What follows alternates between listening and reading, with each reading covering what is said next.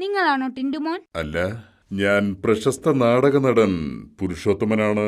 എങ്കിൽ ഞാനാണ് ടിന്റുമോൻ. നിങ്ങൾ താമസിക്കുന്ന വീട് അദ്ദേഹത്തിന്റെ അച്ഛന്റെ പേരിലുള്ളതാണ്. 3 മാസത്തെ വാടക ഇദ്ദേഹത്തെ ഏൽപ്പിക്കാൻ അദ്ദേഹത്തിന്റെ അച്ഛൻ പറഞ്ഞിരിക്കുന്നു. അതുകൊണ്ടാണ് അദ്ദേഹം ഇപ്പോൾ വന്നിരിക്കുന്നത്. ഇപ്പോ കാശില്ല, പിന്നെ വാ.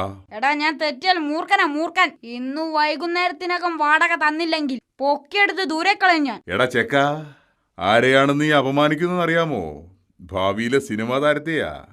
വർഷങ്ങൾ കഴിയുമ്പോൾ ആളുകൾ പറയും പ്രശസ്ത നടൻ പുരുഷോത്തമൻ താമസിച്ചിരുന്ന വീടാ ഇതെന്ന്, അറിയാമോ? ഇന്ന് വൈകുന്നേരത്തിനകം വാടക തന്നില്ലെങ്കിൽ നാളെ രാവിലെ മുതൽ